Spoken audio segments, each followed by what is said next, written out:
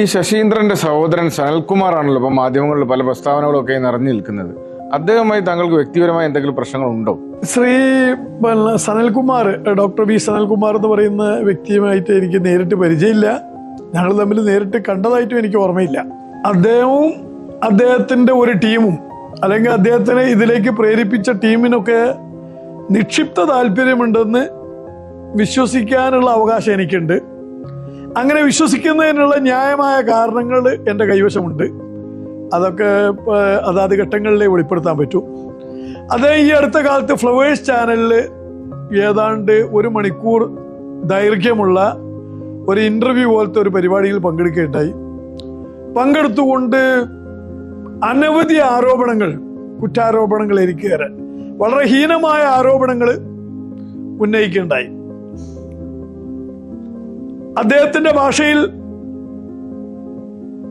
ഈ ഭൂമുഖത്തുള്ള സകല പാലക്കാട് ജില്ലയിൽ, പ്രത്യേകിച്ച് പാലക്കാട് ജില്ലയിൽ അരങ്ങേറിയിട്ടുള്ള എല്ലാ കുറ്റകൃത്യങ്ങളും അതിലെ കുറ്റവാളി രാധാകൃഷ്ണനാണ് എന്നുള്ള നിലക്കുള്ള വലിയ തോതിലുള്ള ഒരു ആരോപണങ്ങളാണ് അതിൽ ഉന്നയിച്ചത്. പക്ഷെ അതിന്റെ മറുഭാഗം കേൾപ്പിക്കാൻ എനിക്ക് മാർഗമില്ല. എന്നോട് ആരും ചോദിച്ചിട്ടില്ല എന്താണ് ഇങ്ങനെയൊക്കെ ആരോപണം, അതിന്റെ നിജസ്ഥിതി എന്താണെന്ന് ചോദിച്ചിരുന്നെങ്കിൽ നമുക്ക് ആ ചാനലിലോ അല്ലാതെയോ വേദികളിലോ മറുപടി പറയാമായിരുന്നു. എനിക്ക് ഡോക്ടർ സനൽകുമാറിന്റെ ഈ ആരോപണങ്ങളോട് പറയാനുള്ളത്, ഇത്ര കൃത്യമായ തെളിവുകളും രേഖകളും കൈവശമുണ്ടെങ്കിൽ താങ്കൾക്ക് എന്തുകൊണ്ട് ഈ കാര്യങ്ങളൊക്കെ അന്വേഷക സംഘങ്ങൾ മുൻപാകെ ഹാജരാക്കി ഞാനെന്ന കുറ്റവാളിയെ മാതൃകാപരമായി ശിക്ഷിക്കാനുള്ള ഒരു നടപടിയിലേക്ക് നീങ്ങിക്കൂടാ?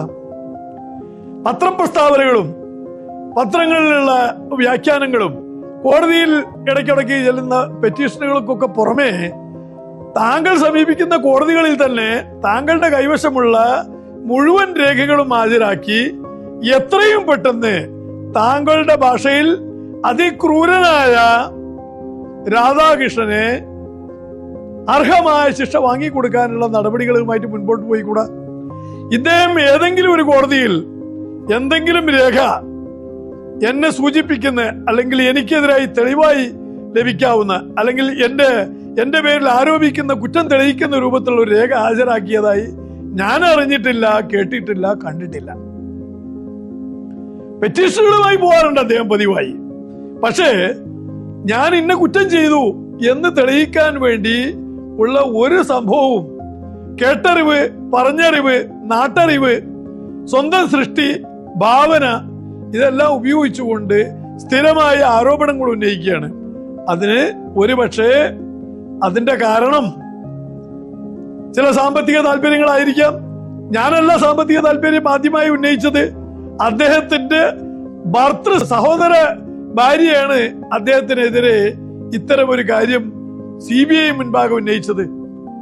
അപ്പോ അദ്ദേഹത്തിന്റെ ഇന്റഗ്രിറ്റി അല്ലെങ്കിൽ അദ്ദേഹത്തിന്റെ താല്പര്യം, അദ്ദേഹം സാമ്പത്തികമായി പണം ചെലവഴിച്ച് ഈ കേസുകൾ നടത്തുന്നത് മുഴുവൻ രാധാകൃഷ്ണൻ എന്ന പ്രതിയെ, അല്ലെങ്കിൽ അദ്ദേഹത്തിന്റെ സഹോദരന്റെ മരണത്തിലെ യഥാർത്ഥ കുറ്റവാളികളെ കണ്ടെത്താൻ വേണ്ടി, അല്ലെങ്കിൽ അതിലെ പ്രതികളെ കണ്ടെത്താൻ വേണ്ടി, ശിക്ഷിക്കാൻ വേണ്ടിയിട്ടുള്ളതാണോ അതോ മറ്റെന്തെങ്കിലും താല്പര്യങ്ങൾ കൊണ്ടുള്ളതാണോ എന്നൊക്കെ കാലം പുറത്തു പറയും, കാലം തെളിയിക്കും. അല്ലെങ്കിൽ ഈ കോടതി വ്യവഹാരങ്ങളൊക്കെ അവസാനിക്കുന്ന മുറയ്ക്ക് അതൊക്കെ പൊതുജനം മനസ്സിലാക്കും, അല്ലെങ്കിൽ ബഹുജനം മനസ്സിലാക്കും എന്നാണ് ഞാൻ വിശ്വസിക്കുന്നത്. താങ്കളുടെ ബിസിനസ് ജീവിതത്തിലേക്ക് തിരിച്ചു വന്നാൽ എപ്പോഴാണ് ഈ സൂര്യ ഗ്രൂപ്പ് ഒക്കെ തുടങ്ങുന്നത്? എങ്ങനെയാണ് കേരളത്തിൽ ഇങ്ങനെയുള്ള വലിയ രീതിയിലുള്ള ബിസിനസ് സംരംഭങ്ങളിലേക്ക് കടക്കുന്നത്? ഒരു സുപ്രഭാതത്തിൽ വലിയ തോതിൽ ബിസിനസ് സംരംഭങ്ങൾ ആരംഭിച്ചതല്ല എന്നുള്ള സൂചന ഞാൻ നേരത്തെ തന്നെ പറഞ്ഞല്ലോ. 89 കഴിഞ്ഞപ്പോഴത്തേക്ക് സ്വന്തം നിലക്ക് ചെറിയ ചെറിയ വ്യാപാരങ്ങളിൽ ഏർപ്പെട്ടു. ആദ്യത്തെ 1-2 വർഷങ്ങൾ ദയനീയമായ പരാജയങ്ങളായിരുന്നു. തുടർന്ന് അങ്ങോട്ട് ചെറിയ തോതിലുള്ള വളർച്ച തന്നെ ഉണ്ടായിരുന്നു. അതായത് ഈ കേസുകളും അതുവഴിയുള്ള എൻ്റെ സാമ്പത്തിക വളർച്ച തടയാനുള്ള നീക്കങ്ങളും വിജയം കാണുന്നത് വരെ എൻ്റെ ഗ്രാഫ് മുകളിലേക്ക് തന്നെയായിരുന്നു. അത് ബ്രിക്ക് ബൈ ബ്രിക്ക് തന്നെയായിരുന്നു. അതല്ലാതെ ഒരു കുതിച്ചുചാട്ടവും ഉണ്ടായിട്ടില്ല. അത് മറ്റൊരു തരത്തിൽ ചിത്രീകരിച്ചാൽ ഒരു ലൂന മോപ്പറ്റിൽ തുടങ്ങി, രാജദൂത് സ്കൂട്ടറിൽ തുടങ്ങി, ഒരു 500 DI ജീപ്പിൽ തുടങ്ങി, അംബാസഡർ ടീബോർഡ് കാറിൽ തുടങ്ങി, അങ്ങനെ Maruti 800, Honda city, Contessa, Qualis തുടങ്ങി ബെൻസ് തുടങ്ങിയിട്ടുള്ള മറ്റു വാഹനങ്ങൾ. അതായത് ഇങ്ങനെയായിരുന്നു അതിൻ്റെ വളർച്ച. ഓരോ ഘട്ടത്തിലും സാമ്പത്തിക വളർച്ച എന്ന് പറയുന്നത് ഓരോ വ്യാപാരങ്ങൾ ചെയ്ത് വരികയായിരുന്നു. ഞാൻ സിനിമാ മേഖലയിൽ കൈവച്ചിട്ടുണ്ട്. സിനിമാ തിയേറ്ററുകൾ ഉണ്ടായിരുന്നു. മിക്കവാറും ഞാൻ തിരഞ്ഞെടുത്തത് മുഴുവൻ വല്ലാതെ കടം പോകാത്ത ബിസിനസ്സുകളിലേക്കാണ് ശ്രദ്ധ ഊന്നിയത്. അതിൻ്റെ ഭാഗമായിട്ടായിരുന്നു സിനിമാ തിയേറ്ററുകൾ സ്ഥാപിച്ചത്. സിനിമാ തിയേറ്ററുകൾ ഉണ്ടായിരുന്നു. മണ്ണിനോടുള്ള ഭ്രമം കാരണം റബ്ബർ തോട്ടമുണ്ടായിരുന്നു, തെങ്ങും തോട്ടങ്ങൾ ഉണ്ടായിരുന്നു. പിന്നെ അതൊക്കെ കൃഷിയോടും മണ്ണിനോടുള്ള ഭ്രാന്തി കാരണം അതൊന്നും ശരിയാവണ്ണം നടത്തി കൊണ്ടുപോകാൻ കഴിയില്ല എന്ന് വന്നപ്പോൾ അതിനൊന്നും ആവശ്യമായ സമയമില്ല എന്ന് പറഞ്ഞപ്പോൾ അത് ഒഴിവായി. ഞാൻ PWD കരാറുകാരനായിട്ട് പ്രവർത്തിച്ചിട്ടുണ്ട്. ജലസേചന വകുപ്പിന്റെ കീഴിൽ ധാരാളം പ്രവൃത്തികൾ ചെയ്തിട്ടുണ്ട്. പിന്നെ തമിഴ്നാടിനകത്ത് ധാരാളം വർക്കുകൾ ചെയ്തിട്ടുണ്ട്. തമിഴ്നാട്ടിലെ PWD കരാറുകൾ ഉണ്ടായിട്ടുണ്ട്. അവിടുത്തെ സർവകലാശാലകളിലെ കൺസ്ട്രക്ഷൻ വർക്കുകൾ ഏറ്റെടുത്തിട്ടുണ്ട്. ഇലക്ട്രിസിറ്റി ബോർഡിലെ കരാറുകൾ എടുത്തിട്ടുണ്ട്. തമിഴ്നാട് ഇലക്ട്രിസിറ്റി ബോർഡുമായിട്ട് ബന്ധപ്പെട്ട് തെർമൽ പവർ സ്റ്റേഷനുകളിലെ ഒരു കുത്തക വ്യാപാരി എന്നോ കുത്തക കരാറുകാരൻ എന്നുള്ള നിലക്ക് തന്നെ പ്രവർത്തനം ഉണ്ടായിട്ടുണ്ട്. ദീർഘകാലം പിന്നെ അത്തരം കരാറുകളുമായിട്ട് മുൻപോട്ട് പോകാൻ എനിക്ക് കഴിഞ്ഞിട്ടുണ്ട്. അങ്ങനെ സമസ്ത മേഖല ഒരു ഇംഗ്ലീഷ് മരുന്ന് വ്യാപാരത്തിൽ ഞാൻ ഉണ്ടായിട്ടുണ്ട്. ഇംഗ്ലീഷ് മരുന്നിന്റെ പിന്നെ ഹോൾസെയിൽ വ്യാപാരം ഇപ്പോഴും തുടർന്നുകൊണ്ടിരിക്കുന്നുണ്ട്. അതിന്റെ റീറ്റെയിൽ വ്യാപാരത്തിൽ ഞാൻ ഉണ്ടായിട്ടുണ്ട്. റെസ്റ്റോറൻറ്റുകളുണ്ട്, ഹോട്ടലുകളുണ്ട്, ബാറുകളുണ്ട്. അങ്ങനെ എനിക്ക് കൈവെക്കാവുന്ന എൻ്റെ കാലിൻ്റെ അകലത്തിനനുസരിച്ചുള്ള അകലത്തിലാണ് ഞാൻ കാലടി വെക്കാറ്, മുന്നോട്ട് പോകാറ്. ഇത്തരം സംരംഭങ്ങളിലൊക്കെ ഞാനിപ്പോൾ നിലവിൽ ഏർപ്പെട്ടിരിക്കുന്നുണ്ട്. ഇപ്പോൾ ഇത്തരം കാര്യങ്ങളൊക്കെ വിട്ടുനിന്ന് മകനെ ഏൽപ്പിച്ച് പിന്നെ കുടുംബജീവിതമായിട്ട് സ്വസ്ഥമായിട്ട് കഴിയുകയാണ്. താങ്കൾ ചോദിച്ച സൂര്യ ഗ്രൂപ്പ് എന്നുള്ള പരാമർശം, അത് ഞാൻ ഒരു തിയേറ്റർ തുടങ്ങുന്ന ഘട്ടത്തിലാണ്. ഒരു സിനിമാ തിയേറ്റർ, പുതിയൊരു സിനിമാ തിയേറ്ററിന്റെ കൺസ്ട്രക്ഷൻ ഘട്ടത്തിൽ എന്തെങ്കിലും ഒരു പേരിടണം എന്ന് ഉദ്ദേശിച്ചു. ഒരു കൊച്ചു പേര് പെട്ടെന്ന് ആളുകൾക്ക് പറയാവുന്നതും ഒരു പരസ്യം. ആ കാലത്തൊക്കെ നമ്മൾ വാഹനത്തിലൂടെ മൈക്ക് അനൗൺസ്മെന്റ് ഒക്കെ ഉള്ള കാലമാണ്. അതുപോലെ എല്ലായിടത്തും പോസ്റ്റർ ഒട്ടിക്കും. ധന്യയിൽ, അതൊക്കെ മാതയിൽ, ഇങ്ങനെയൊക്കെയുള്ള പേരുകൾ, അപ്സരയിൽ, ഇത്തരത്തിലുള്ള പേരുകൾ ഇട്ടിട്ടാണ് ഇന്ന സിനിമ എന്ന് പറഞ്ഞ അതിൻ്റെ സ്റ്റിക്കറൊക്കെ കാണും.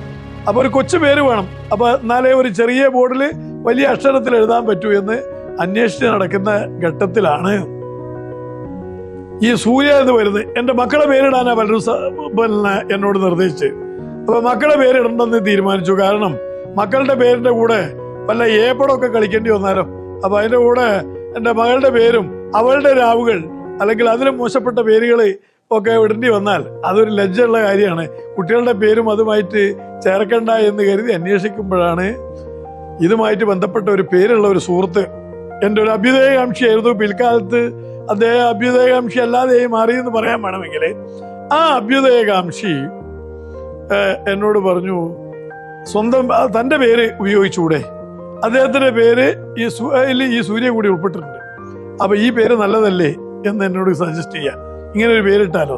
അപ്പോൾ എനിക്ക് ഈ കാര്യത്തിൽ ഒരു മുൻവിധി ഇല്ലായിരുന്നു. എൻ്റെ പേര് വേണം നിർബന്ധമില്ല, എൻ്റെ മക്കളെ പേര് വേണ്ട എന്നുള്ള നിർബന്ധം മാത്രമേ ഉണ്ടായുള്ളൂ. അങ്ങനെ സൂര്യ എന്ന പേര് ഉപയോഗിച്ചു. ഒരുപക്ഷെ സൂര്യ TV വന്ന ശേഷം കോപ്പിറൈറ്റ് എടുത്ത ഒരു പേരായിരിക്കും സൂര്യ, അതോ അതിന് മുൻപാന്ന് അറിയില്ല. അതങ്ങനെ സൂര്യ ഗ്രൂപ്പായി മാറി, സൂര്യ ഗ്രൂപ്പായി വളർന്നു. എൻ്റെ ഓടൊപ്പം പാർട്ട്ണർഷിപ്പ് ചേരാൻ ധാരാളം പേര് കേരളത്തിലായാലും തമിഴ്നാട്ടിലായിട്ടും ഉണ്ടായിട്ടുണ്ട്. വ്യത്യസ്ത ജാതി മത വിഭാഗത്തിൽപ്പെട്ടവരുണ്ട്. ഞങ്ങളെല്ലാവരും കൂടി ഒരുമിച്ച് വളരെ സൗഹാർദ്ദപൂർവ്വം ഈ ബിസിനസ്സുകളൊക്കെ കൊണ്ടു നടക്കുന്നത്. ഈ ബിസിനസ് ലോകത്തെ അഴിമതികളെ കുറിച്ചൊക്കെ പറയുമ്പോൾ പണ്ട് താങ്കൾ സൂചിപ്പിക്കണ്ടായി ബംഗാളിൽ പോയി പണ്ട് ബിസിനസ് ചെയ്തതിൻ്റെ ഒരു കാര്യം. പിന്നീട് ഞാൻ എഴുത്തിലൊക്കെ ബംഗാളിനെ കുറിച്ച് പഠിച്ചപ്പോൾ എനിക്ക് മനസ്സിലായത് അവിടെയൊക്കെ മാർക്സിസ്റ്റ് പാർട്ടിക്കൊക്കെ പറ്റിയ ഏറ്റവും വലിയ അബദ്ധം, അഴിമതി താഴെ തട്ടിലെത്തി, ട്രേഡ് യൂണിയൻ താഴെ തട്ടിലെത്തി. ഒരു രീതിയിലും ഒരു എന്റർപ്രണർക്ക് പിടിച്ചു നിൽക്കാൻ പറ്റാത്ത അവസ്ഥ ബംഗാളിലൊക്കെ ഉണ്ടായിട്ടുണ്ട്. അപ്പൊ അവിടെ പോയി വ്യവസായം ചെയ്ത ഒരാളെന്ന രീതിയിൽ അതിനെക്കുറിച്ച് എന്താണ് പറയാനുള്ളത് ആ കാലം? ആദ്യമേ പറയട്ടെ, ഞാൻ ബംഗാളിൽ വ്യവസായം തുടങ്ങാനല്ല പോയത്. ഞാൻ ബംഗാളിൽ പോയത് ഒരു കോൺട്രാക്റ്റുമായിട്ട് ബന്ധപ്പെട്ടിട്ടാണ്, ഒരു ട്രാൻസ്പോർട്ട് കരാറുമായി. എൻ്റെ ഒരു സുഹൃത്ത്, ഒരു മാർവാടി സുഹൃത്തും ചേർത്ത് അവിടെ ഞങ്ങളൊരു കോൺട്രാക്റ്റുമായിട്ട് ബന്ധപ്പെട്ടിട്ടാണ് പോയത്. അങ്ങനെ ഞാൻ വാസ്തവത്തിൽ അവിടെ പോകുമ്പോൾ കേരളത്തിൽ നിന്നുള്ള ഉന്നതനായ ഒരു കമ്മ്യൂണിസ്റ്റ് നേതാവിൻ്റെ ശുപാർശക്കത്തോടു കൂടിയിട്ടാണ് ഞാൻ അവിടെ പോയത്. ഞാനവിടെ ഗണശക്തി ഭവനിൽ പോകുന്നു. സത്യത്തിൽ ഗണശക്തി ഭവനിൽ തന്നെ നമുക്ക് പാസുകൾ കിട്ടുമായിരുന്നു. അവിടുത്തെ സെക്രട്ടേറിയറ്റിലേക്ക് പോകാൻ വേണ്ടി, മിനിസ്റ്റേഴ്സിനെ കാണാനും മറ്റുള്ളവരെ കാണാൻ അവിടെ തന്നെ പാസുകൾ കിട്ടും. എല്ലാം പാർട്ടിയുടെ സമ്പൂർണ്ണ നിയന്ത്രണത്തിലായിരുന്നു. ഞങ്ങളവിടെ പോയി അവരെ കണ്ടു. അങ്ങനെ ഞങ്ങൾ കരാറെടുക്കാൻ ഉദ്ദേശിക്കുന്ന സ്ഥാപനത്തെക്കുറിച്ച് പറഞ്ഞു.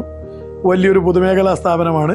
അവിടുത്തെ ഒരു കരാറിൽ പങ്കെടുക്കേണ്ട കാര്യം പറഞ്ഞു, കൊടുക്കാൻ പറഞ്ഞു. ഇല്ല, ബുദ്ധിമുട്ടൊന്നുമില്ല, ആവശ്യമായ സഹായങ്ങളൊക്കെ ഉണ്ടാവും. ഞങ്ങൾ ദൂരത്തുനിന്ന് വന്നതാണ്, ഞങ്ങളെ സഹായിക്കണം. ഞങ്ങൾ ആദ്യമായിട്ടാണ് ഇവിടെ വന്നിട്ടൊരു കരാറിലേക്ക് ഏർപ്പെടാൻ പോകുന്നത്.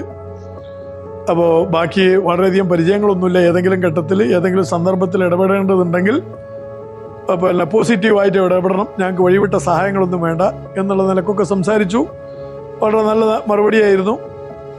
അന്നത്തെ സംസ്ഥാന സെക്രട്ടറി ഉൾപ്പെടെയുള്ള ആളുകളൊക്കെ ഞങ്ങൾക്ക് കാണാൻ കഴിഞ്ഞു. അത് കഴിഞ്ഞ് അവിടുത്തെ അന്നത്തെ ഇതുമായിട്ട് ബന്ധപ്പെട്ട മന്ത്രി, ഈ പൊതുമേഖലാ സ്ഥാപനങ്ങളുടെ നിയന്ത്രണമുള്ള മന്ത്രിയെ കണ്ടു. ഞങ്ങളങ്ങനെ കരാറുകൾ ടെൻഡർ വ്യവസ്ഥയിൽ കരാറെടുത്തു. ടെൻഡർ വ്യവസ്ഥയിൽ മത്സര അധിഷ്ഠിത ടെൻഡറായിരുന്നു. അങ്ങനെ വളരെ കോമ്പറ്റീറ്റീവായ ടെൻഡറിൽ റേറ്റ് കുറച്ചുകൊണ്ട് മത്സരിച്ചുകൊണ്ട് തന്നെ ആ ടെൻഡർ എടുത്തു. ടെൻഡർ ഞങ്ങൾക്ക് ലഭിച്ചു. ആ ടെൻഡറിന്റെ ഭാഗമായി ഞങ്ങൾ കരാറെടുത്ത് ഒരു ട്രാൻസ്പോർട്ടേഷൻ കരാറായിരുന്നു. ആ കരാറ് പ്രകാരമുള്ള ആദ്യത്തെ 2 ലോഡുകൾ ഒരു ട്രയൽ നടത്തുക എന്നുള്ള നിലക്ക്, അതാണല്ലോ ഏത് കച്ചവടത്തിലും ഒരു പരീക്ഷണം നടത്തണമല്ലോ. അപ്പോൾ ആദ്യത്തെ ലോഡ് എടുത്ത് വരിക, പുറത്തു വരട്ടെ എന്നുള്ള നിലക്ക് ഞങ്ങൾ 2 ലോഡുമായിട്ട് അവിടുന്ന് പുറത്തു വരികയാണ്. ഞങ്ങൾ മറ്റൊരു വാഹനത്തിൽ ഈ ലോറികളുടെ മുൻപിൽ യാത്ര ചെയ്യുന്നു.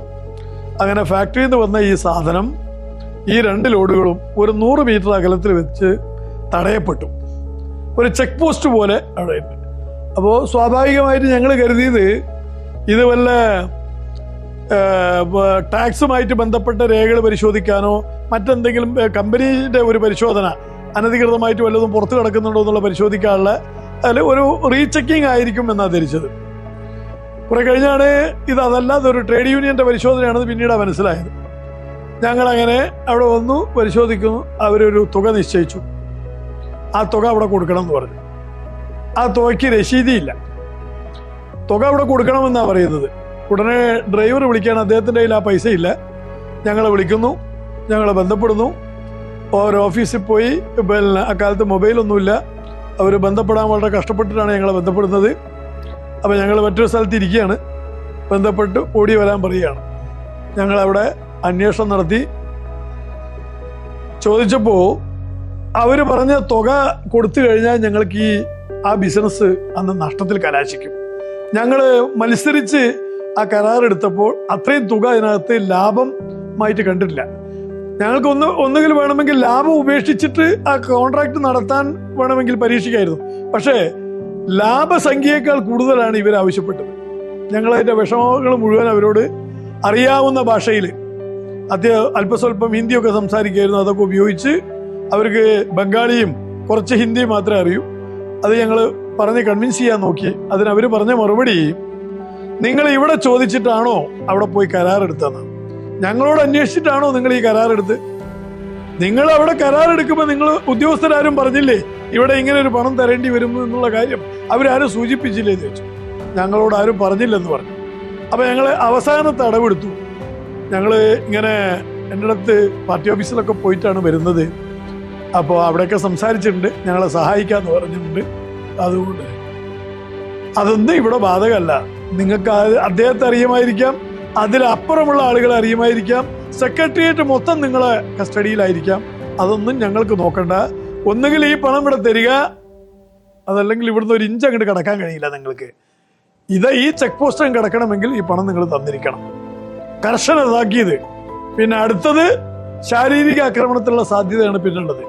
അഥവാ ഞങ്ങൾ അവിടുന്ന് എങ്ങാനും എസ്കേപ്പ് ചെയ്ത് വരാൻ മെനക്കെട്ടാൽ ഞങ്ങളെ ഡ്രൈവർമാരെ വരെ ഉപദ്രവിക്കുന്ന ഒരു സാഹചര്യമായി.